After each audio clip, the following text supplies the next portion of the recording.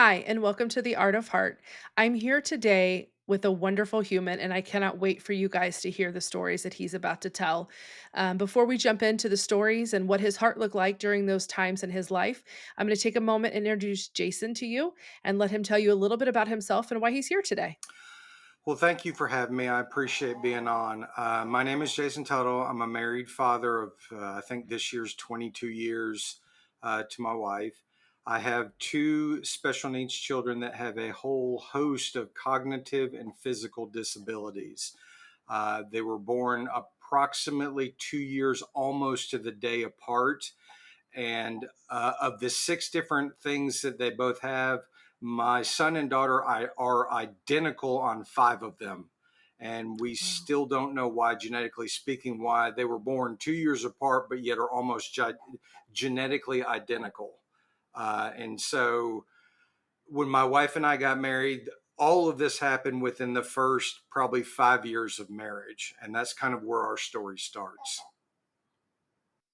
Wow, that's a lot in just the little bit you shared. Uh, I can't wait to jump into the details of your story. Also, congratulations on like that's a really long time being married these days. You know what I mean? That's a no small feat. No, and whereas I get, wow, you've been married 22 years. 22 years these days is like me looking at my parents who've been married 55 or 56 years marriage. And I go, well, I've got to double what I'm doing just to get even close to y'all. That's awesome. Very true. So the first story you're going to share is what am I supposed to do now? So this is twofold. My wife and I, when we got married, I was 26 and she was 29. Um, when a woman is in the late 20s, early 30s, especially when you get married, you start hearing about, well, if we're going to have kids, we need to have kids now, just because of all the traditional what they think might happen after you're 30 having a child. And so she said, I want to have X number of children by X number year. And I said, oh, okay, let's rock and roll. She originally wanted four kids, and my initial response was, let's have the first one and then we'll talk. Um, so, with that being said, we tried having a child. It didn't take us long. And I'll never forget it. The day that my wife got pregnant, she came over to the condo I was in, or that we were in, excuse me. This was after we were married. Um, and she said she was pregnant and this is the number of weeks. And I'll never forget, she goes, what if we have a child that's got like disabilities, needs, and all that? My response was, well, if we have one, we'll have one, we'll deal with it as it comes. Just Mhm. because I'm not a believer in some alternative methods that some people like to use. And so I was just like, we'll deal with it as it comes. Well, apparently God heard me and obliged me, because within the first 5 years of my marriage, we had two with a whole host of medical issues. Um, what really started the whole special needs journey off was week 20 appointment. My wife didn't want to know the sex, but I did.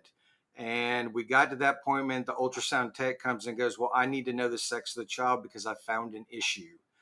So we said, what's the sex of our child? She said, you're having a boy. And we said, can you tell us what the issue is? And she said, that's more of a doctor relayed message. I said, okay, well, why did you need to know boy or girl? And she comes back and says, if it's in boys, it's rare. If it's in girls, it's rarer. Because as we learned out, my son was born with a rare condition that's 97% male and 3% female. So if we'd have had a girl, it would have been that much more rare. And at the time my son was born, it was 1 in 40,000 births for his rare Wow. condition. So that's what kind of started us on the medical special needs journey. We were in and out of hospitals literally every 6 months for the first 5 years of his life. A lot of urology issues, a lot of respiratory issues. He developed epilepsy. He was nonverbal. He was basically wheelchair bound. Then my daughter was born. She didn't have the rare condition, but she had epilepsy. She was nonverbal. They both had severe developmental delays. She's wheelchair bound. And so we had all this in our first 5 years of marriage. Um, Wow. so we get through that first 6 years of, trial and error and learning how to do things and what the secondary issues are. And we finally get to kind of a smooth spot because we'd had a reconstruction surgery for my son that really helped out. And we went through years of much better health. And then in January of 2022, about 3 days before the event that happened, my kids came home. I fed them. We did our nighttime routine. And my son threw up that night while we were brushing his teeth. So we just thought it was like we hit his gag reflex and something was Yeah. still down there and just came up. So I looked at my wife, said, "Well, we'll clean him up." I said, "He probably still had something in his system," and it just came up. Well, from that point, for the next 72 hours, he progressively got a little bit more sick and a little bit more sick. And we thought at the time, because it was having symptoms that I had never experienced before, because I did all the medical care, the physical medical care. And I just said, well, I think he's got a 24-hour virus, which he's had many times before. I said, the only thing we can do is he's just got to get through it. Right. It's not like they can give him antibiotics for it. And so the next day, he was really lethargic, didn't want to do anything, didn't want to drink or eat. And that day, it didn't really surprise me because it was just the first day. Now, if it had gotten to the second day, I would have gone, wait a Of minute, course. something's not right. And that next morning, which was a Friday morning, I got up. I went to his bedroom. He was still lethargic. He had green fluid coming out of his mouth, which the only thing green in your body is bile that would Bile. come out of your mouth, which means which I've learned afterwards, um, there's probably a major infection. So I got him out of bed. I did my medical protocol. It was honestly just a hunch. I rushed him to the hospital because I live outside of Atlanta, Georgia, and I'm about 60 miles from the north side of Atlanta. I got him in the hospital, skipped the ER line, and right before the security people came up to me, I like to tell me to get back in line. I said, I don't think he's breathing. I need help immediately. He snapped his fingers at the nurse, and I'd been in this hospital 100 times, and this is the first time in the ER that she literally looked at me and went, follow me quickly. And we ran as fast as we could back to the ER. We got him into a trauma room. I instinctively put him on the table, and like I backed away and hoped they would let me stay in there off to the side because he was nonverbal and he couldn't tell them what was going on. Well, Yeah. long story short, over the next about 45 minutes, he got worse and worse and worse, and he passed away right in front of me. I watched his last breath. The official cause, although I personally believe it's something else, was sepsis and cardiac arrest due to sepsis. Like I watched them intubate him, I watched them give chest compressions, I watched them shock him like 6 times. And it's exactly like the TV show. He raised up off the table. And then they finally got to a point where the head ER doc was just like, we could do it again, but I don't think the result's going to change. And it was at that point that I had to call his mother and tell her because his mother thought that he was just getting admitted and we'd have our normal stay. And the one thing I tell people that I will never forget is the sound she made when I told her, because she thought he was just going to be admitted. I had to tell him he was dead on a table. And so when I say, what do I do now? It was from that point I go, I've lived this special needs life for 15 years. I've been a stay at home parent for 12 of it. What do I do? One, with my life now and my family's life now that he has passed, when we did not, we always knew it was kind of a small possibility, but nothing to the extent that it is or it was. And so, It didn't feel imminent, right? Like, there didn't yeah, feel like that imminent. Right. my son had a chronic illness, not a terminal illness, is Okay. what this distinction was. And so from that point, like I'm the more because I'm doing all the grief stuff online. I'm definitely the more open one about grief. I and because I was the stay-at-home parent and I was at every hospital stay, every doctor's appointment, I grieve hard for a year and a half kind of thing. And it was in that time I really didn't know what direction I was going to go in, because as a special needs parent, when you're doing all these routines every minute of every day and you go from 24/7 to nothing outside of the loss, I mean, it's a blow to the system. I mean, I was lost for probably 9 or 10 months after that because I just didn't know what to do with myself. And um, after I got enough time under my belt, I finally got to a point where I said, I need to do something positive with the loss of my son. Yes, it will forever be sad. Yes, I'll forever deal with it, but Of course. I need something positive to create a legacy for my son.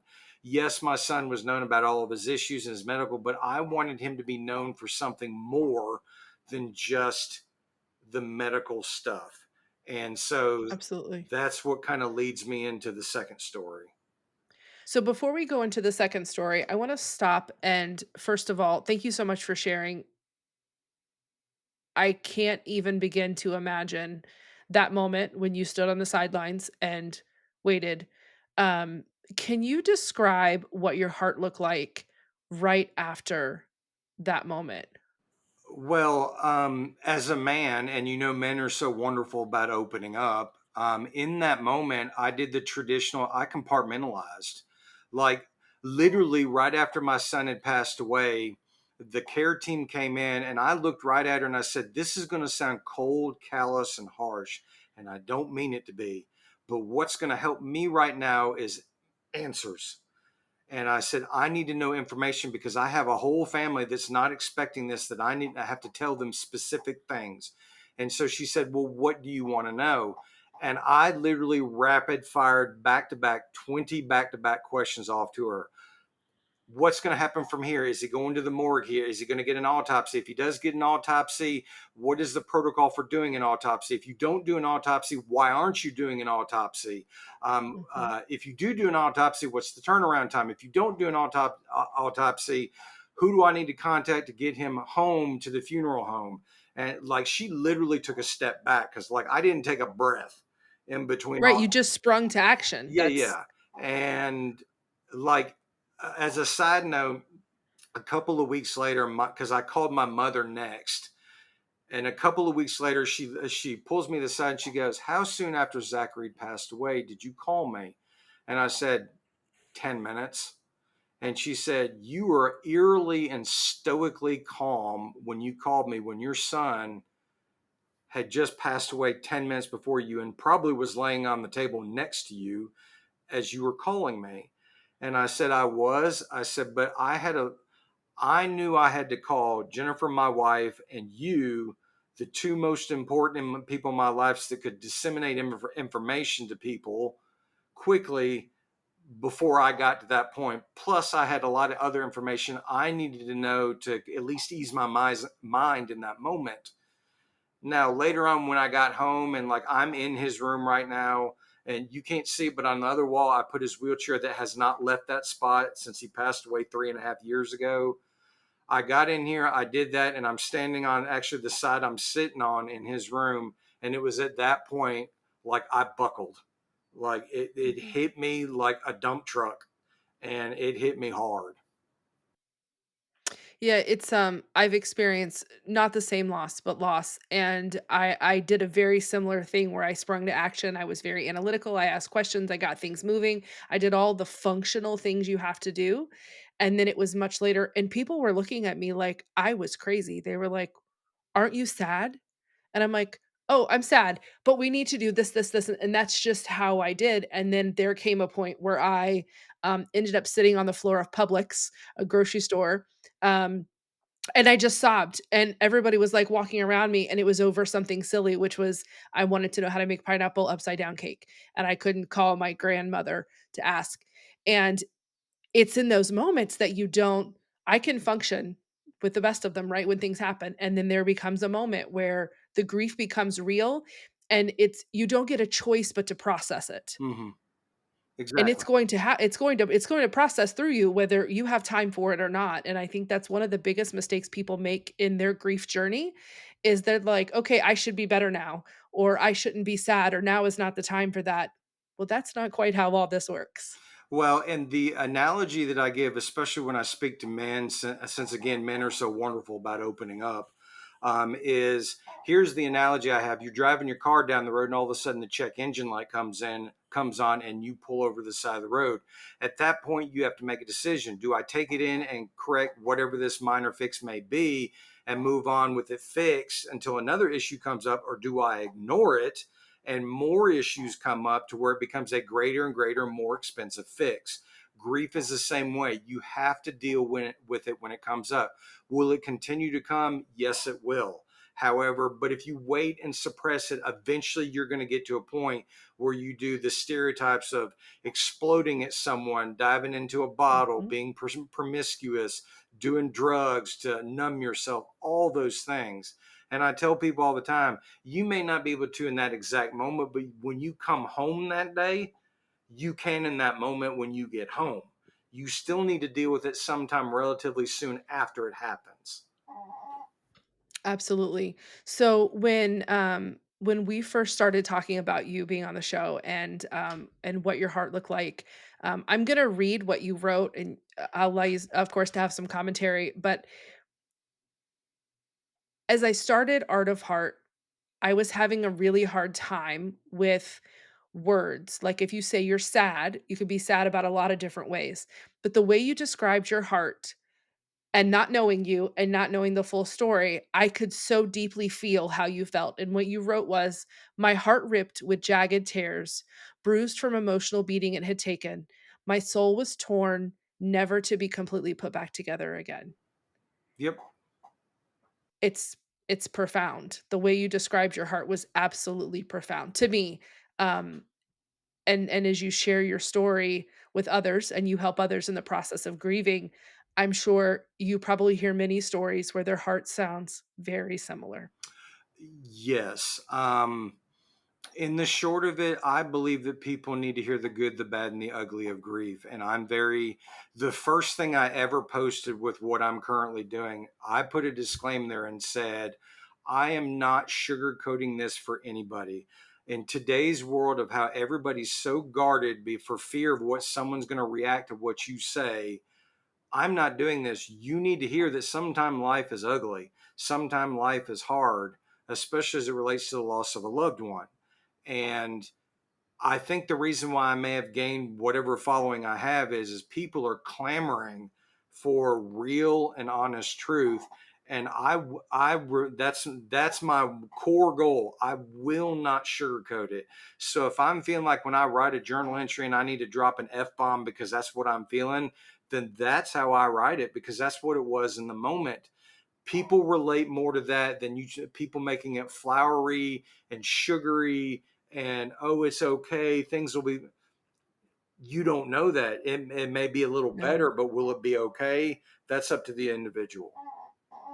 Absolutely. And you never know what's going to happen next, right? Like you could be okay now and then have something really hard happen and then it leads to the aha. The next story you're going to share is the legacy of a beloved son help the fallen, the brokenhearted, and the melancholy. So honestly, I joke with everybody. The reason why all of this got started was out of spite. And here's what I mean by that.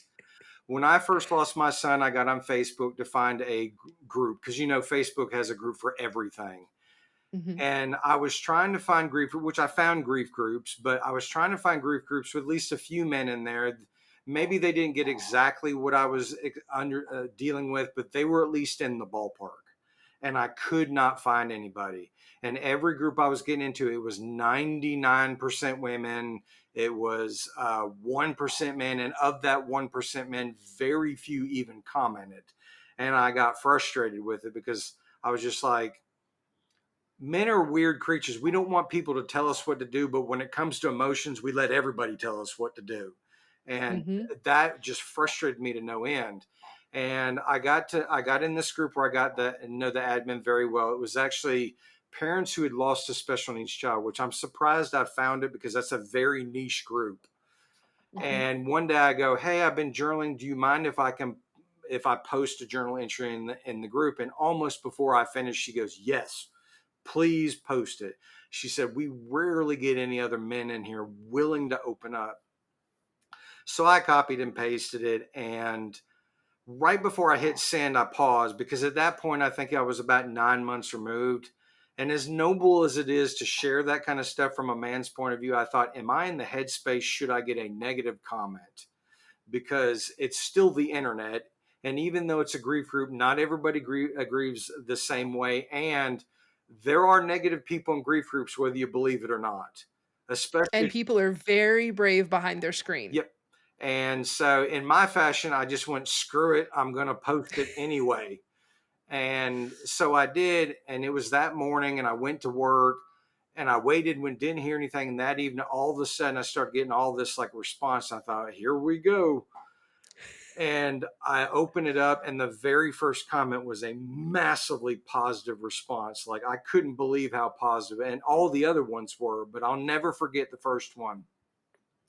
This lady comments and she goes, "We've never met. We've never crossed paths. I don't know you from anybody else. I have never told anybody how I truly feel. I've never told anybody what's deep down inside. And I just read your letter, and you have hit it word for word on the head. You could have not expressed it any better than how I feel." And what she goes, "This speaks to my soul." And I said, "Well, I Mhm. appreciate it." I said, "It's inspired by my son. I'm glad it could resonate with you. So you know that you're not the only one that feels the way you feel." And from that point, every time I would post, I would get those style comments. And when you become popular, you start getting people go, "Well, have you thought about doing a podcast? Have you thought about doing a book?" And I said, one, I don't want to run a podcast because I don't have the brain space for it right now. Book, I might down the road, but I don't have the funds for that right now because writing a book, whether you like it or not, is a pricey process. Yep. And so finally, it's always the last one. Someone said, "Have you ever thought about doing a Facebook page?" I said, "What is that?" And they said, kind of like you go to Home Depot and you go to their page and they list who they are and what they offer. Same thing, but you could kind of do a blog one. I said, and they were just like, all you really got to do is copy and paste. You don't really have to make new material at this point because you probably have a lot already. And I said, well, I can do that. And so that's how the ball kind of started.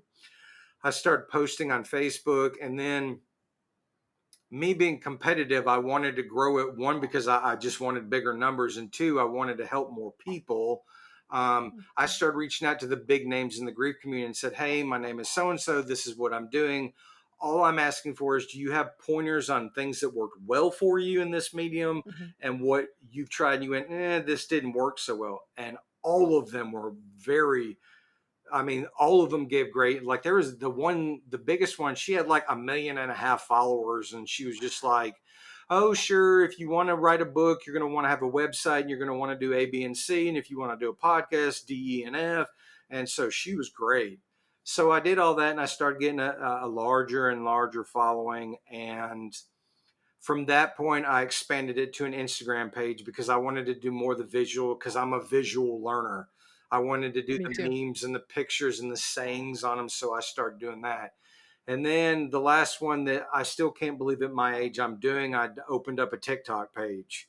Uh, One of the collaborators I've worked with in grief, who has a massive following there, said TikTok has a huge following. He was just like, I think it would be a smart idea. And once I got into it, because doing kind of the short form video, I because my ADHD brain, I get a lot of random thoughts, especially with grief. Mhm. And so that gave me the opportunity to go on there for 2 or 3 minutes and go, have you ever thought of this? And, and get people's response. And then I could go back and make a video with their response and reply back to them. And so I really like doing that. And then right now, I've got a professional website. I have a grief coloring book that I'm published with for adults and children. I've been published in a couple of grief publications. I've done hordes of podcasts. I think you're my 87th I've done at this point, and I love doing all of them because, like, I'm Gen X, so my ultimate goal is, like, I want to get on stage. That's my ultimate goal. I want to feel the energy back and forth. I want to feel the Mhm, kind of pressure to be able to speak in front of hundreds of people. And mhm. so that's why I created letters to Zachary, so that I could reach out to, the wives, the girlfriends, the husbands, the boyfriends. Initially, it was just for men because it's such an underserved community Oh, in that yeah. area. But then I eventually, because I eventually opened it up. It's going to sound crazy, but I eventually opened it up to women, so to speak. And Yeah. for men, I tried to give them pointers from my point of view, and women, I tried to empower them to understand what it's like for a man to grieve in today's world. And when I talk to women, I always preface it when I say this, it's not a personal attack. Some of the things I say I have heard over and over again from men and from women. And the nicest way I know how to put it for some women that can be stubborn is, you're not hearing what they're saying. You need to hear Mhm. this, and you need to listen, not listen to respond. Which is really hard for people. Yeah. People have a really hard time in anything, much less grief, which is, like, one of the hardest things we'll go through. They have a really hard time listening just to listen. Yep. So that pretty much encompasses letters to Zachary. And on letters to Zachary, I do letter form content to my son. I do videos. I get other grief content, people's like content, and I put like on Facebook, you can share and put commentary over it. And I'll Mhm. share something from someone else, and then I'll put the male perspective over it of their material just to give them a different slant on it. I do memes, and like I said, I do videos and all that kind of stuff. That's amazing. Sometimes we don't know that there's something that comes from the grief. Like, nothing will ever change what happened to you, but being able to soften that for someone else, I'm sure helps you to feel that there's more good coming from something that was so very hard. Is that a good way to describe it? Yes, and I tell people all the time, the fortunate or unfortunate fact of grief is that once you're in it, it's lifelong. Now, the difference being is in the beginning, you get all the waves that are short together and you can barely get out from under the water to take your breath. But as more time goes by, the frequency of the waves get a little bit longer and a little bit longer in between. So it goes from a hurricane to a tropical depression to a tropical storm to just a rainstorm.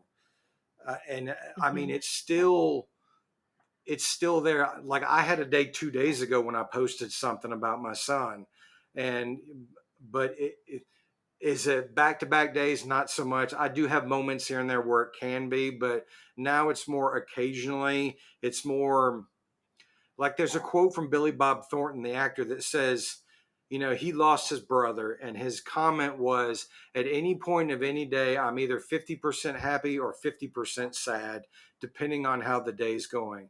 And I tell people that's the truth of grief.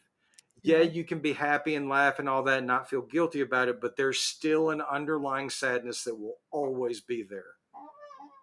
That's such a good way to describe it. When we ask you to describe your heart, you said a heart still tattered and torn, semi screwed up, but the beginning to go from black and white to color. Hmm. The idea that there's a little bit of color now is um a little bit magic. And you've done that through, I'm sure, a lot of work on yourself and dealing with the grief and learning the ins and the outs, but being able to help others. And I experienced a lot of loss in my life in a very short time when I was younger. Hmm. And everybody thought I was grieving wrong, right? I kind of mentioned that earlier. Yep. And then a few years ago, my dad passed away. And everybody thought I was grieving wrong, and I looked at a very close friend of mine and I said, "The cool thing is about grief is we all get to do it our own way." And she kinda looked at me like I was a little crazy, but I do think that it's different for everybody, and I don't think it's something that society, makes okay or acceptable to talk about Hmm. in a way like that's just organic, and you're gonna have hard days and you're gonna have good days, and even sharing your story, as graphic as it Hmm. is going to help someone else to be able to share their story, and when we talk about these things and create common language, we all get to be in a much safer space wherever we're at in that 50% of our grief during the day. Hmm. Yeah, and I tell people all the time, grief is a collective event experienced individually.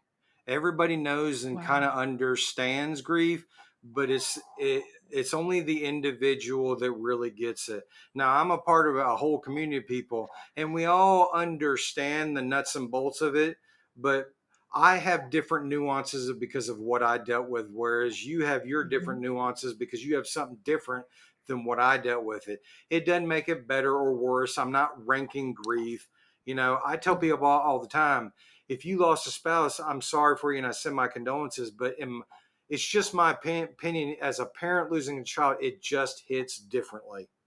mhm. And it's not to downplay what you lost. It's just mine just hits differently.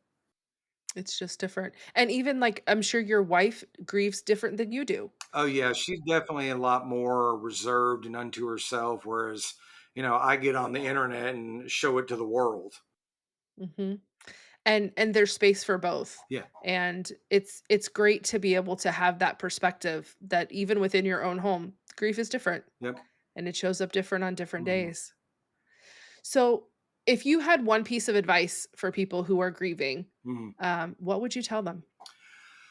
Well, in my whole journey at this point, like content creation, I'm getting on to be about 2 years at this point, and I've run across a lot of people, and I got to thinking, what can I simplistically tell people, especially when I first meet them?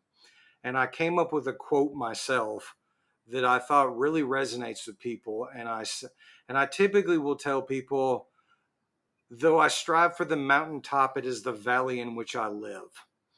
And what I mean by that is, yeah, we all want to be at the summit looking over, having the grand times and the wonderful views, and everything's hunky dory, and we've achieved everything we want. But the reality of life is at some point you're going to get knocked off that mountain. And being Yep. in the valley isn't necessarily a bad thing. It's in the valley that you learn the strategy, the fortitude, the strength to be able to make that climb again, to be able to get back up to the top of the mountain. And grief is just that way. There are ebbs and flows. You go down in the valley of an ebb, and you're eventually up on the top of a flow. It's the same thing. So just because you're in one spot and it won't last forever where you are. No. Sure, you'll be happy and you don't want it to end, but you know it's coming. And sure, you'll be in a sad part and you want it to end, but you know that a happy time is coming. So that's why I typically will tell them that I still strive for the mountaintop, but I typically live in the valley. I love that. Thank you so much for being with us today, and thank you so much for sharing. I appreciate your time. Thank you so much.